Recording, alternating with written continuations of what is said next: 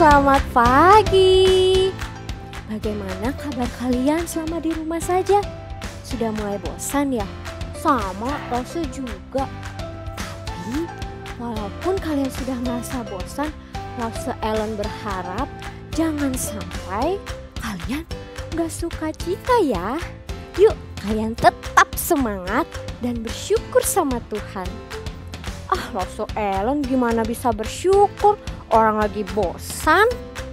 Harus dong. Kenapa? Karena Tuhan sudah memberikan kita kesehatan. Tuhan masih membiarkan kita bisa bernafas. Kita masih bisa makan. Semalam kita bisa tidur enak. Dan pagi ini kita bisa bangun. Dan hari ini anak-anak bisa memuji Tuhan, juga mendengarkan firman Tuhan. Dan masih banyak berkat Tuhan buat kita semua. Jadi anak-anak harus bersyukur dan bersuka cita ya. Supaya anak-anak gak bosan, Rose Ellen ajak berdiri deh. Kita mau memuji Tuhan sambil olahraga. Yuk, ayo siap-siap. Kalian bangkit berdiri dan bernyanyi serta mengikuti gerakan Lause. Oke? Yuk, kita menyanyi lagu Every Move.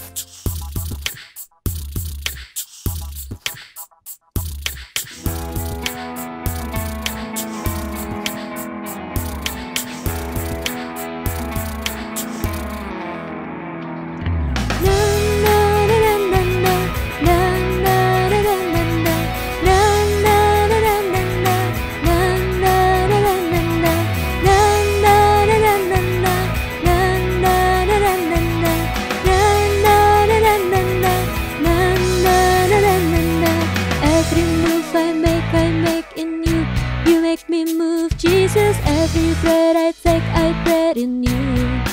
Ooh, ooh, every step I take in you. You are my way, Jesus, every breath I breathe in you.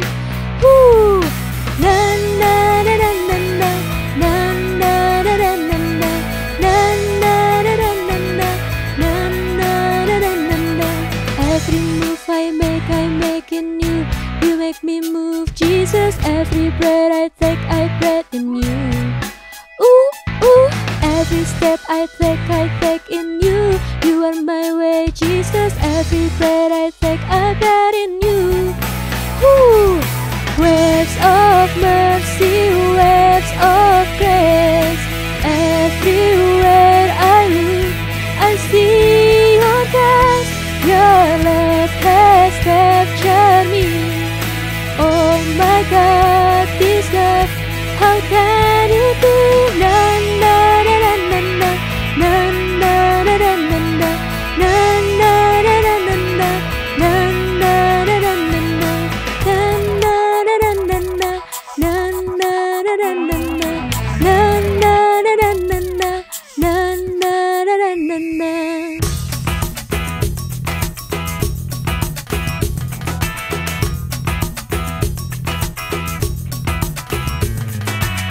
Every move I make in you. You make me move, Jesus. Every breath I breathe in you. Ooh, ooh, every step I take in you. You are my way, Jesus. Every breath I breathe in you. Ooh, waves of mercy, waves of grace. Everywhere I look, I see your face. Your love has captured me. Oh my God, this love, how can it be? Na na na na na na na na na na na na na na na na na na na na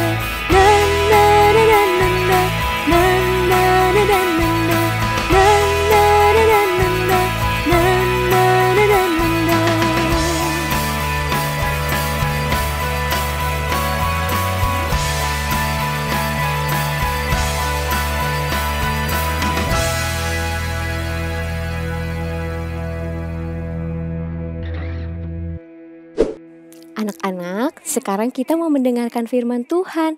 Lose Ellen ajak kita berdoa ya. Yuk kita lipat tangan dan tutup mata. Tuhan Yesus, terima kasih karena hari ini kami semua masih bisa mengikuti ibadah sekolah minggu. Tuhan, kami sudah memuji Tuhan dan sekarang kami akan mendengarkan firman Tuhan. Tuhan tolong supaya kami bisa mengerti dan kami bisa menjadi anak Tuhan yang lebih baik. Terima kasih Tuhan, kami siap mendengarkan firman Tuhan. Di dalam nama Tuhan Yesus, amin. Anak-anak, tadi di awal Lause Ellen ajak kita bernyanyi dan bergerak. Lause Ellen pengen tahu deh, kira-kira anak-anak tadi ikutin gerakan Lause Ellen? Atau mungkin ada yang mager, malas gerak? Ada juga yang cuman maunya nyanyi aja, gerakannya susah Lause. Atau dua-duanya gak mau ikut. Tapi Lause gak tahu apakah kalian mengikuti atau tidak. Nah, kalau misalkan anak-anak diberikan perintah, kira-kira anak-anak seringnya taat atau tidak taat? Hari ini Lause Ellen mau cerita tentang seorang raja. Dia juga diberikan sebuah perintah, tapi ternyata dia tidak taat dengan pemberi perintah itu. Kira-kira siapa sih raja itu? Dan kenapa ya dia tidak mau taat? Yuk anak-anak kita lihat di dalam Alkitab 1 Samuel 13 ayat 1 sampai 14. Ada seorang yang bernama Samuel. Ia adalah seorang nabi dan imam. Nabi itu adalah orang yang selalu menyampaikan perintah-perintah Allah kepada manusia. Suatu hari, orang Israel mengeluh karena mereka merasa bahwa Samuel itu sudah tua untuk menjadi nabi bagi mereka. Jadi, bangsa Israel meminta Samuel untuk memberikan mereka seorang raja. Samuel berdoa kepada Allah, meminta Allah untuk memberitahukan apa yang harus diperbuat oleh Samuel. Apa yang dikatakan Allah? Allah meminta kepada Samuel untuk memperingatkan bangsa Israel bahwa memiliki seorang raja akan membuat hidup mereka lebih sulit, bukan lebih mudah. Apakah orang Israel mau mendengarkan? Tidak.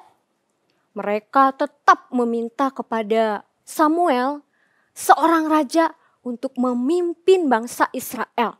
Supaya ada yang dapat memimpin ketika mereka berperang.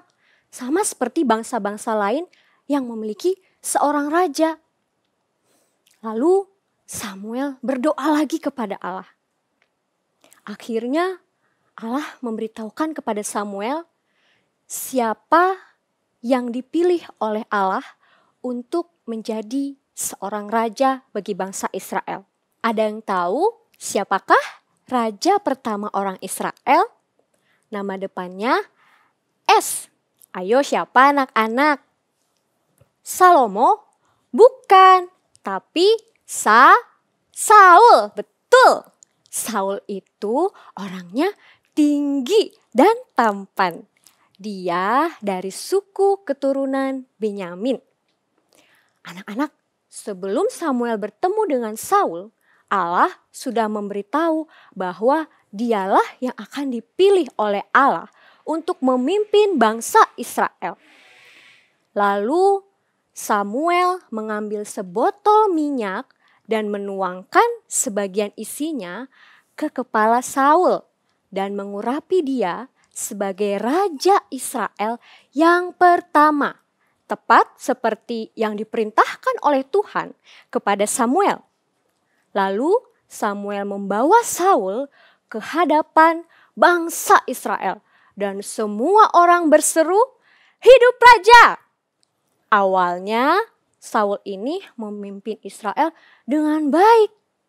Dia memenangkan pertempuran dan dia bersyukur kepada Allah karena dia tahu bahwa Allah lah sumber kemenangannya. Namun setelah beberapa tahun kemudian, segalanya mulai berubah. Pada waktu itu, orang-orang Filistin yang perkasa berkumpul di dekat bangsa Israel. Siap untuk menyerang.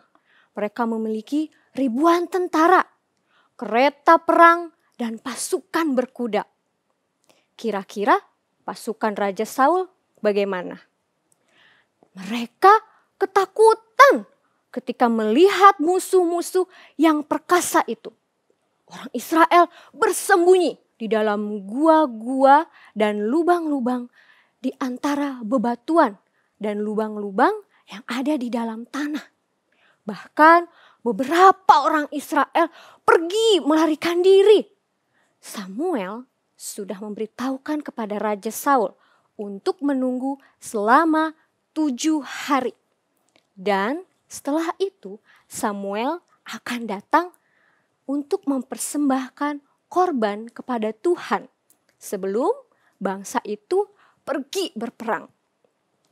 Allah sudah menghususkan bahwa hanya para imam saja yang boleh mempersembahkan korban kepada Tuhan. Samuel juga adalah seorang imam, jadi mempersembahkan korban kepada Tuhan adalah tugas Samuel. Hari ke-1 Samuel belum datang juga. Hari kedua Samuel juga belum datang. Hari ketiga Samuel belum datang juga. Hari keempat, kelima, keenam, dan ketujuh Samuel belum datang juga. Raja Saul mulai tidak sabar. Dia sangat ketakutan. Apalagi para tentaranya mulai pergi meninggalkan dia. Dan pasukan bangsa Filistin semakin dekat.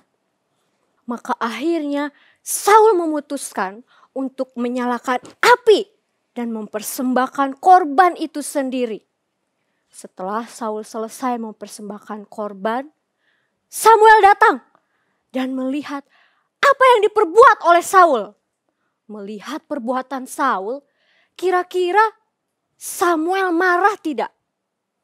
Ya, Samuel marah karena Saul sudah tidak taat perintah Allah dan tidak percaya kepada Allah. Maka Allah menyuruh Samuel mengatakan kepada Saul bahwa karena ketidaktaatannya Saul, dia tidak akan menjadi raja lagi. Anak-anak, ketidaktaatan Saul tidak hanya membuat Samuel marah dan sedih, tetapi juga Tuhan. Tuhan sedih dan tidak suka jika anaknya tidak taat. Memang sulit ya untuk taat kepada Allah. Hanya ada satu orang yang betul-betul dapat taat kepada Allah. Yaitu siapa anak-anak? Ya, Tuhan Yesus. Dia tidak pernah berdosa dan dia selalu melakukan apa yang diperintahkan oleh Allah kepadanya. Seperti yang dikatakan di dalam Alkitab tentang dia. Di dalam Filipi 2 ayat 8, ia telah merendahkan dirinya dan taat sampai mati. Bahkan sampai mati di kayu salib. Dia mati di kayu salib supaya kita yang tidak taat dan melakukan banyak kesalahan dapat diampuni. Dia juga yang dapat menolong kita untuk taat ketika kita memohon kepadanya. Ini kabar baik buat kita semua. Anak-anak, Tuhan sangat ingin kita semua dapat taat kepada Tuhan. Tuhan mau setelah kita percaya, kita dapat bertumbuh melalui firman Tuhan yang kita dengar dan kita baca. Lalu kita melakukan perintah Tuhan. Memang tidak mudah, tetapi kita juga punya Roh Kudus yang akan menolong kita untuk taat. Karena semua perintah Tuhan itu pasti baik untuk kita. Contohnya, 1, Alkitab mengatakan untuk kita taat kepada pemerintah. Seperti saat ini, kita diberi perintah untuk stay at home. Supaya kita bisa menolong para dokter, suster, dan orang lain untuk melawan virus corona. Kita hanya diperintahkan untuk diam saja di rumah, jangan bepergian. Memang sih susah karena rasanya udah lama banget ya. Tapi dengan seperti itu kita menolong dan tidak menyusahkan dokter dan orang lain, bukan? Yahoo! Dan disinilah kesabaran dan penguasaan diri kita diuji supaya kita bisa taat dan bertumbuh menjadi anak Tuhan. Yang kedua, kita juga bisa taat waktu. Misalkan ketika kita main game, tidak berlebihan. Waktunya belajar, kalian belajar. Waktunya makan, kalian makan. Dan banyak hal yang lain. Ketiga, taat sama mama dan papa kalau mereka suruh kalian lakukan. Dan gak berantem kalau lagi main sama adik, sama koko, atau saudara, dan lain-lain.